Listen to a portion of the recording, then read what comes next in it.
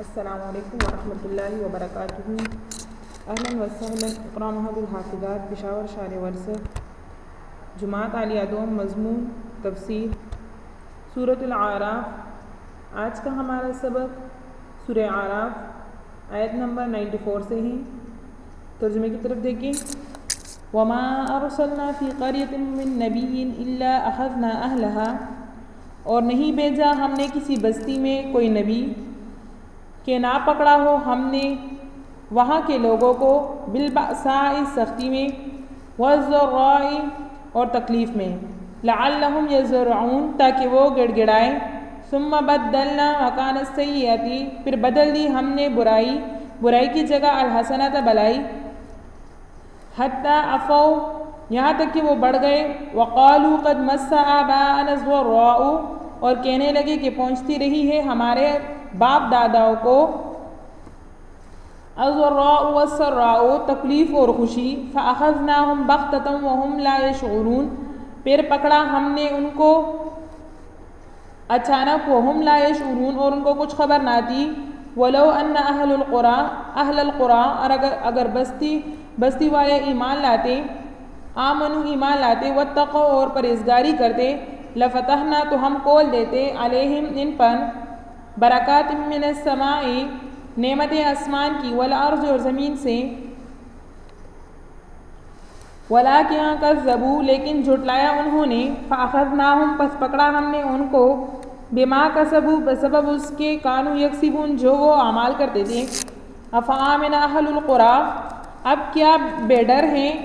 بستیوں والے، ان یأتیہم بأسنا کہ آ پہنچے ان پر ہماری آفت، بیاتاً راتوں رات، وہم نائمون جب وہ سوتے ہوں، او آمنا یا بے ڈر ہے اہل القرى بستیوں والے، ان یأتیہم اس بات سے کہ آ پہنچے، بأسنا ان پر ہمارا عذاب، ضحیٰ دن چڑھے، وہم یلعبون جب وہ کھیلتے ہوں، افآمنوا کیا بے ڈر ہو گئے، مکر اللہ تعالیٰ کے ڈر سے، فلا یأمن سو بے ڈر نہیں ہوتے، مکر اللہ تعالیٰ کی تدبیر سے، افآمنوا مکر اللہ کیا بے ڈر ہو گئے اللہ تعالیٰ کی تدبیر سے، فلا یأمن سو بے ڈر نہیں ہوتے، مکر اللہ تعالیٰ کی تدبیر سے، الا القوم الخاسرون مگر خرابی میں پڑنے والی قوم۔ ان آیت کی تفسیر یہاں پر ذکر ہوتی ہے کہ پچھلے انبیاء علیہم السلام اور ان کی قوموں کی تاریخ اور ان کے عبرتناک حالات و واقعات میں سے جن کا سلسلہ کئی رکوع پہلے سے چل رہا ہے، یہاں تک 5 حضرات انبیاء کے قصص بیان ہوئے ہیں۔ چھٹا قصہ حضرت موسیٰ علیہ السلام اور ان کی قوم بنی اسرائیل کا ذکر ہوتا ہے۔ پہلی آیت میں ارشاد فرمایا کہ قوم نوح علیہ السلام اور عاد و ثمود کے ساتھ جو واقعات پیش آئیں وہ کچھ انہی کے ساتھ مخصوص نہیں، بلکہ اللہ تعالیٰ کی عام عادت یہی ہے کہ قوموں کی ہدایت اور ان کی فلاح اصلاح کے لیے انبیاء علیہ السلام کو بھیجتے ہیں۔ جو لوگ ان کی نصیحت پر کان نہیں دھرتے تو اول ان کو دنیا کی مصائب و تکالیف میں مبتلا کر دیا جاتا ہے تاکہ تکلیف و مصیبت ان کا رخ اللہ تعالیٰ کی طرف پھیر دے، کیونکہ انسان کو فطرتاً مصیبت کے وقت ہی خدا یاد آتا ہے، اور یہ ظاہری تکلیف و مصیبت در حقیقت رحمان و رحیم کی رحمت و عنایت ہوتی ہے۔ آیت کریمہ میں اخذنا اہلہا بالبأساء والضراء لعلہم یضرعون کا یہی مطلب ہے کہ بوس اور بأسا کے معنی فقر و فاقہ، اور ضرع اور ضراء کے معنی بیماری اور مرض کے آتے ہیں۔ قرآن مجید میں یہ لفظ جگہ جگہ اسی معنی میں آیا ہے۔ حضرت عبداللہ ابن مسعود رضی اللہ عنہ نے اس کی یہی معنی بیان فرمائے ہیں۔ بعض اہل لغت نے کہا کہ بوس اور باسا مالی نقصان کے لیے بولا جاتا ہے، اور زور اور ذرہ جانی نقصان کے لیے۔ اس کا حاصل بھی یہی ہے۔ مطلب آیت کا یہ ہے کہ جب کبھی ہم کسی قوم کی طرف اپنے رسول بھیجتے ہیں اور وہ ان کی بات نہیں مانتے تو ہماری یہ عادت ہے کہ اول ان کو دنیا ہی میں مالی اور جانی تنگی و بیماری وغیرہ میں مبتلا کر دیتے ہیں تاکہ وہ کچھ ڈھیلے ہو جائیں اور انجام پر نظر کر کے اللہ تعالیٰ کی طرف رجوع کریں۔ اس کے بعد دوسری آیت میں فرمایا ثم بدلنا مکان السیئۃ الحسنۃ حتی عفوا وقالوا قد مس آباءنا الضراء، اس میں سیاح سے مراد وہ فقر و فاقہ یا بیماری کی بدحالی ہے جس کا ذکر اوپر آیا، اور حسنہ سے مراد اس کے بالمقابل مال میں وسعت و فراخی اور بدن میں صحت و سلامتی ہے۔ لفظ عفو یہ عفو سے بنا ہے جس کے ایک معنی بڑھنے اور ترقی کرنے کی بھی ہے، اسی معنی سے اس جگہ عفو کے معنی بڑھ گئے اور ترقی کر گئے۔ مطلب یہ ہے کہ پہلا امتحان ان لوگوں کو فقر و فاقہ اور بیماری وغیرہ میں مبتلا کر کے لیا گیا تھا، جب اس میں یہ لوگ ناکام ہوئے، یعنی اللہ تعالیٰ کی طرف رجوع انہوں نے نہیں کی، تو دوسرا امتحان اس طرح لیا گیا کہ ان کے فقر اور فاقہ کی بجائے مال اور دولت کی وسعت اور بیماری کے بجائے صحت و سلامتی ان کو عطا کر دی گئی، یہاں تک کہ وہ خوب بڑھ گئے اور ہر چیز میں ترقی کر گئے۔ وَقَالُوا قَدْ مَسَّ آبَاءَنَا الضَّرَّاءُ وَالسَّرَّاءُ، یعنی یہ کوئی نئی بات نہیں،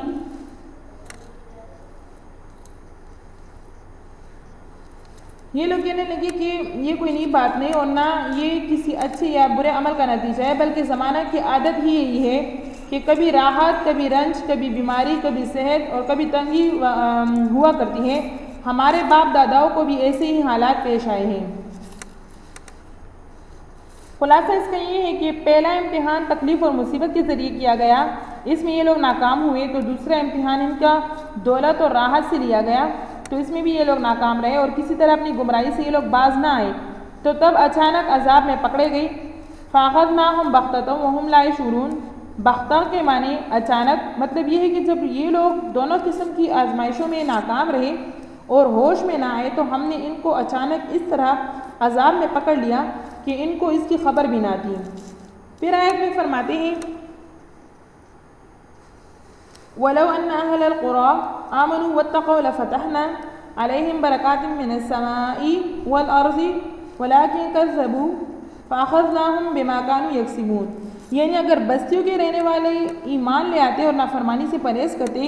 تو ہم ان پر آسمان اور زمین کے برکتیں کھول دیتے، لیکن انہوں نے تکذیب کی تو ہم نے ان کو ان کے اعمال کی وجہ سے پکڑ لیا۔ برکت کے معنی زیادتی کے ہیں۔ آسمان اور زمین کی برکتوں سے مراد یہ ہے کہ ہر طرح کی بلائی ہر طرف سے ان کے لیے کھول دیتے ہیں۔ آسمان کی برکت سے مراد پانی ضرورت کے مطابق وقت پر برستا ہے، زمین سے ہر چیز خواہش کے مطابق پیدا ہوتی ہے، پھر ان چیزوں سے نفع اٹھانے اور راحت حاصل کرنے کے سامان جمع کر دیے جاتے ہیں کہ کوئی پریشانی اور فکر لاحق نہ ہو۔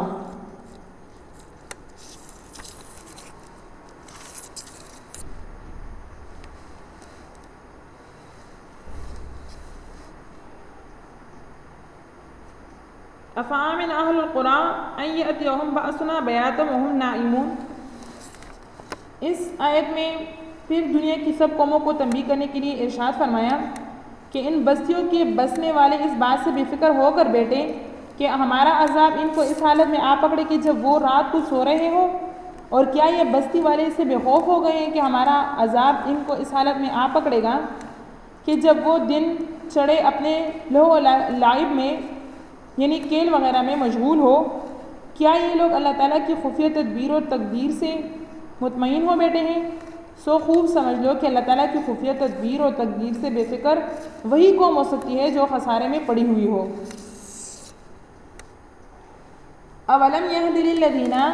کیا نہیں ظاہر ہوا ان لوگوں پر یرثون الارض، جو وارث ہوئے زمین کے، من بعد اہلہا، وہاں کے لوگوں کے ہلاک ہونے کے بعد، ان لو نشاء، اگر ہم چاہیں، اصوبناہم بذنوبہم، تو ان کو پکڑ لیں ان کے گناہوں پر، ونطبع علی قلوبہم، اور ہم نے مہر کر دی ان کے دلوں پر، فہم لا یسمعون، سو وہ نہیں سنتے۔ تلک القری، یہ بستیاں ہیں، نقص کے سناتے ہیں ہم، علیک من انبائہا، تجھ کو ان کے کچھ حالات۔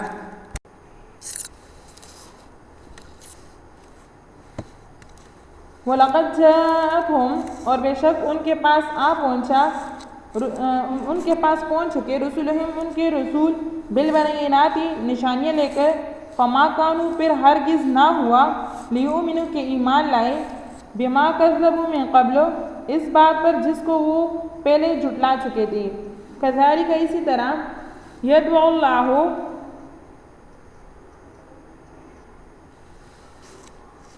مہر لگا لیتے ہیں اللہ تعالیٰ علی قلوب الکافرین کافروں کے دلوں پر، وما وجدنا اور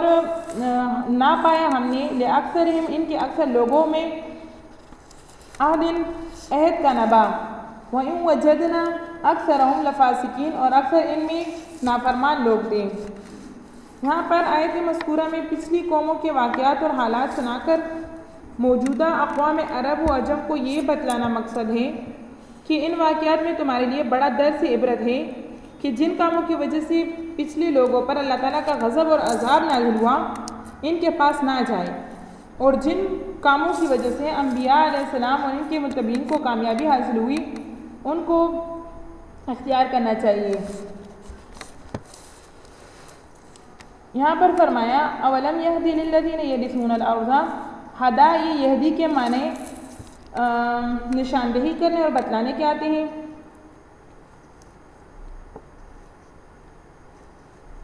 اس جگہ اس کا فاعل وہ واقعات ہے جن کا اوپر ذکر کیا گیا۔ معنی یہ ہے کہ موجودہ زمانے کے لوگ جو پچھلی قوموں کے ہلاک ہونے کے بعد ان کی زمینوں مکانوں کے وارث بنے یا آئندہ بنیں گے،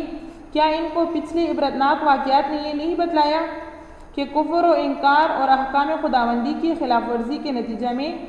جس طرح ان کے مورث اعلیٰ یعنی پچھلے قومیں ہلاک اور برباد ہو چکی ہے، اسی طرح اگر یہ بھی انہی جرائم کے مرتکب رہیں تو ان پر بھی اللہ تعالیٰ کا قہر اور عذاب آ سکتا ہے۔ اس کے بعد فرمایا وَنَطْبَعُ عَلَىٰ قُلُوبِهِمْ فَهُمْ لَا يَسْمَعُونَ، طبع کے معنی چاپنے اور مہر لگانے کے ہیں، اور معنی یہ ہے کہ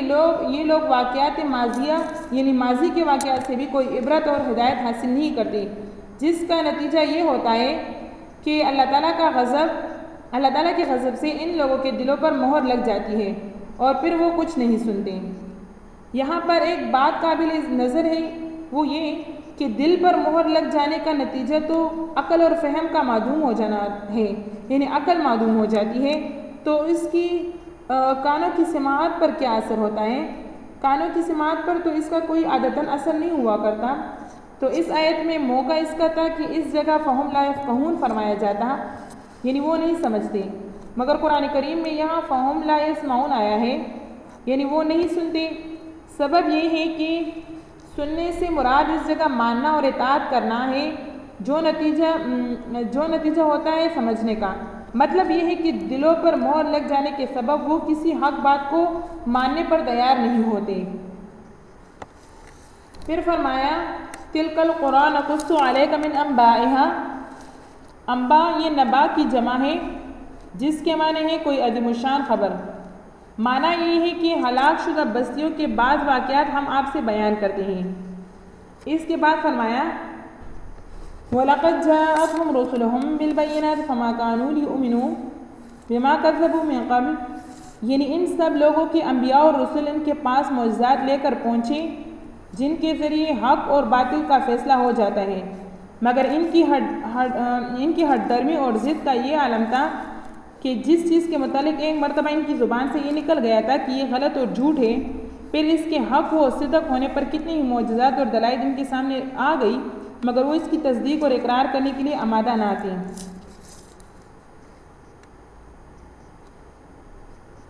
پھر فرمایا وَمَا وَجَدْنَا لِأَكْثَرِهِمْ مِنْ عَهْدٍ إِنْ وَجَدْنَا أَكْثَرَهُمْ لَفَاسِقِينَ، یعنی ان میں سے اکثر لوگوں کو ہم نے وعدہ پورا کرنے والا نہ پایا۔ حضرت عبداللہ ابن عباس رضی اللہ عنہ نے فرمایا کہ عہد سے مراد عہد الستو ہے، یعنی جو اصل میں وہ والا وعدہ جو پہلے لیا گیا تھا تمام مخلوقات کے پیدا کرنے سے پہلے ان سب کی روحوں کو ایک جگہ پر پیدا فرما کر لیا گیا تھا، جس میں اللہ تعالیٰ نے فرمایا الستو بربکم، یعنی کیا میں تمہارا رب نہیں ہوں؟ اس وقت تمام ارواح انسانی یعنی تمام انسانی ارواح نے اقرار اور عہد کے طور پر جواب دیا بلا، یعنی آپ ہمارے رب ہیں، ضرور آپ ہمارے رب ہیں۔ دنیا میں آ کر اکثر لوگ اس ازل کے وعدے کو بھول گئے اور اللہ تعالیٰ کو چھوڑ کر مخلوق کی پرستی میں لعنت میں گرفتار ہو گئے۔ اس لیے اس آیت میں فرمایا کہ ہم نے ان میں سے اکثر لوگوں میں یہ وعدہ نہ پایا، یعنی یہ وعدہ پورا کرنا نہ پایا۔ اور حضرت عبداللہ ابن مسعود رضی اللہ عنہ نے فرمایا کہ عہد سے مراد عہد ایمان ہے، مطلب یہ کہ ان لوگوں میں سے اکثر نے ایمان و اطاعت کا عہد ہم سے باندھا تھا، پھر اس کی خلاف ورزی کی۔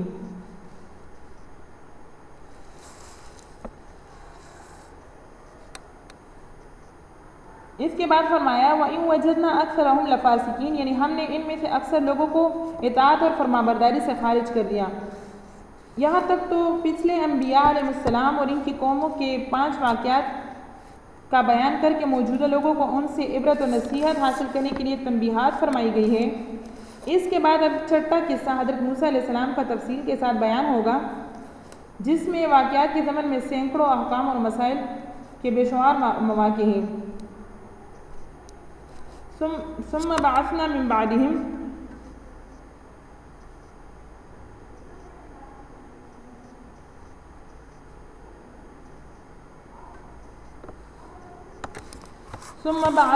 پھر ہم نے بھیجا، ترجمہ دیکھیں، ثم بعثنا پھر بھیجا ہم نے من بعدهم اس کے پیچھے موسیٰ علیہ السلام کو بآیاتنا اپنی نشانیاں دے کر الی فرعون کی طرف وملئہ اور اس کے سرداروں کی طرف فظلموا بها تو انہوں نے کفر کیا اس کا، فانظر کیف کان عاقبۃ المفسدین سو دیکھ کیا انجام ہوا مفسدین لوگوں کا، مفسدوں کا۔ وقال موسیٰ اور کہا موسیٰ علیہ السلام نے، فرمایا موسیٰ علیہ السلام نے، یا فرعون اے فرعون انی رسول من رب العالمین میں رسول ہوں پروردگار عالم کا، حقیق علی اللہ اقول علی اللہ اس بات پر کہ نہ کہوں اللہ کی طرف سے الا الحق مگر جو سچ ہے،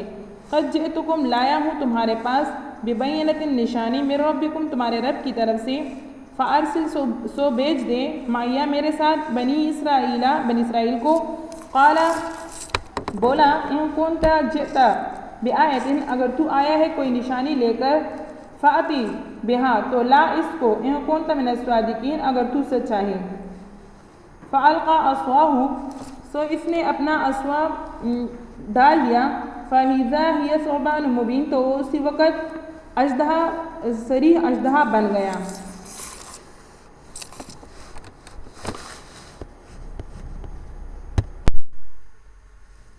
ثم بعثنا من بعدهم موسى بآیاتنا الى فرعون وملئه فظلموا بها۔ یہاں سے چھٹا قصہ بیان ہوتا ہے جو کہ حضرت موسیٰ علیہ السلام اور اس کی قوم بنی اسرائیل کے بارے میں ہے۔ اس قصے کو بہت تفصیل کے ساتھ یہاں بیان کیا گیا ہے۔ یہاں پر اس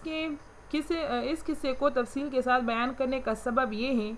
کہ حضرت موسیٰ علیہ السلام کے معجزات بنسبت دوسرے انبیاء سابقین کے تعداد میں بھی زیادہ ہے اور قوت ظہور میں بھی۔ اس طرح اس کے بالمقابل ان کی قوم بنی اسرائیل کی جہالت اور ہٹ درمی بھی پچھلی امتوں کے مقابلے میں زیادہ سخت ہے، اور یہ بھی ہے کہ اس قصے کے ضمن میں بہت سے مسائل اور احکام بھی آئے ہیں۔ تو یہاں پر ثم بعثنا من بعد موسیٰ بآیاتنا اس میں ارشاد فرمایا کہ ان کے بعد یعنی نوح اور ہود اور صالح اور لوط اور شعیب علیہ السلام کے یا ان کی قوموں کے بعد ہم نے موسیٰ علیہ السلام کو اپنی آیات دے کر فرعون اور اس کی قوم کی طرف بھیجا۔ آیات سے مراد تورات کی آیات بھی ہو سکتی ہے اور موسیٰ علیہ السلام کے معجزات بھی۔ اور فرعون اس زمانے میں ہر بادشاہ مصر کا لقب ہوتا تھا۔ موسیٰ علیہ السلام کے زمانے کے فرعون کا نام قابوس بیان کیا جاتا ہے۔ فظلموا بہا کی ضمیر مجرور آیات کی طرف راجع ہے۔ معنی یہ ہے کہ ان لوگوں نے ہماری آیات پر ظلم کیا۔ اور آیات الہیہ پر ظلم کرنے کا کیا مطلب ہے؟ تو آیات الہیہ پر ظلم کرنے سے مراد یہ ہے کہ ان لوگوں نے آیات الہیہ کی قدر نہ پہچانی، ان پر شکر کرنے کی بجائے یہ لوگ ناشکری اور اقرار کے بجائے انکار اور ایمان کے بجائے انہوں نے کفر اختیار کیا، کیونکہ ظلم کے اصلی معنی ہی یہی ہے کہ کسی چیز کو اس کے محل اور موقع کے خلاف استعمال کرنا۔ پھر فرمایا فانظر کیف کان عاقبۃ المفسدین، یعنی دیکھو تو صحیح کہ پھر ان فساد کرنے والوں کا کیا انجام ہوا۔ مراد یہ ہے کہ ان کے حالات اور انجام بد پر غور کرو اور عبرت حاصل کرو۔ پھر فرمایا وقال موسیٰ یا فرعون انی رسول من رب العالمین کہ موسیٰ علیہ السلام نے فرعون سے کہا کہ میں رب العالمین کا رسول ہوں. میرے حال اور منصب نبوت کا تقاضا یہی ہے کہ میں اللہ تعالیٰ کی طرف سچ بات کے علاوہ کوئی دوسری بات اس کی طرف منسوب نہ کروں، کیونکہ انبیاء علیہ السلام کو جو پیغام اللہ تعالیٰ کی طرف سے دیے جاتے ہیں وہ ان کے پاس خدائی امانت ہوتی ہے. اس میں اپنی طرف سے کمی بیشی کرنا یا خیانت ہے، اور تمام انبیاء علیہ السلام خیانت اور ہر گناہ سے پاک اور معصوم ہیں.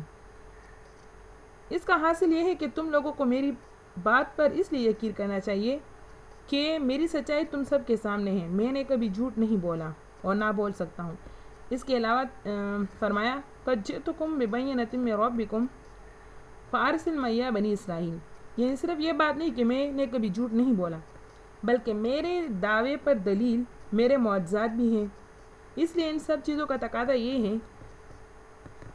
کہ آپ میری بات سنیں اور مانیں، اور بنی اسرائیل کو مصنوعی غلامی سے نجات دے کر میرے ساتھ کر دیں. فرعون نے اور کسی بات پر تو کان نہ دھرا، معجزہ دیکھنے کا مطالبہ کرنے لگا اور کہا کہ ان كنت جئت بآیۃ فأت بہا ان كنت من الصادقین. یعنی اگر تم واقعی کوئی معجزہ لائے ہو تو اس کو میرے سامنے پیش کرو اگر تم سچ بولنے والے میں سے ہو. حضرت موسیٰ علیہ السلام نے اس کے مطالبے کو مانتے ہوئے اپنی لاٹھی زمین پر ڈال دی تو وہ اژدہا بن گئی. فإذا هي ثعبان مبین. ثعبان بڑے اژدہا کو کہا جاتا ہے، اور اس کی صفت مبین ذکر کر کے بتلا دیا کہ اس لاٹھی کا سام بن جانا کوئی ایسا واقعہ نہ تھا کہ کسی اندھیرے یا پردہ میں یہ واقعہ ہوا ہو کہ جس کو کوئی دیکھے اور کوئی نہ دیکھے، جیسے عموماً جادوگروں کا طرز ہوتا ہے، بلکہ یہ واقعہ بڑے دربار میں سب کے سامنے پیش آیا. بعض تاریخی روایات میں ابن عباس رضی اللہ تعالیٰ عنہ سے منقول ہے کہ اس اژدہا نے فرعون کی طرف منہ پھیلایا تو فرعون گھبرا کر تخت شاہی سے کود کر موسیٰ علیہ السلام کی پناہ لینے لگا، اور دربار کے ہزاروں آدمی اس کی دہشت سے مر گئے. اس کے بعد فرمایا وَنَزَعَ يَدَهُ فَإِذَا هِيَ بَيْضَاءُ لِلنَّاظِرِينَ. نزع کے معنی ایک چیز کو دوسری چیز میں سے کسی قدر سختی کے ساتھ نکالنے کے ہیں. مراد یہ ہے کہ اپنے ہاتھ کو کھینچ کر نکالا. یہاں یہ ذکر نہیں ہے کہ کس چیز میں سے نکالا، لیکن دوسری آیات میں دو چیزیں ذکر ہیں. ایک جگہ ادخل یدک فی جیبک آیا ہے جس کے معنی یہ ہے کہ اپنا ہاتھ اپنے گریبان میں ڈالو، اور دوسری جگہ آیا ہے کہ وضمم یدک الی جناحک جس کے معنی یہ ہے کہ اپنا ہاتھ اپنے بازو کے نیچے دبا لو. ان دونوں آیتوں سے معلوم ہوا کہ ہاتھ کا نکالنا گریبان کے اندر سے یا بازو کے نیچے سے ہوتا تھا، یعنی کبھی گریبان میں ہاتھ ڈال کر نکالنے سے اور کبھی بازو کے نیچے دبا کر نکالنے سے یہ معجزہ ظاہر ہوتا تھا کہ فَإِذَا هِيَ بَيْضَاءُ لِلنَّاظِرِينَ، یعنی وہ ہاتھ چمکنے والا ہو جاتا دیکھنے والوں کے لیے.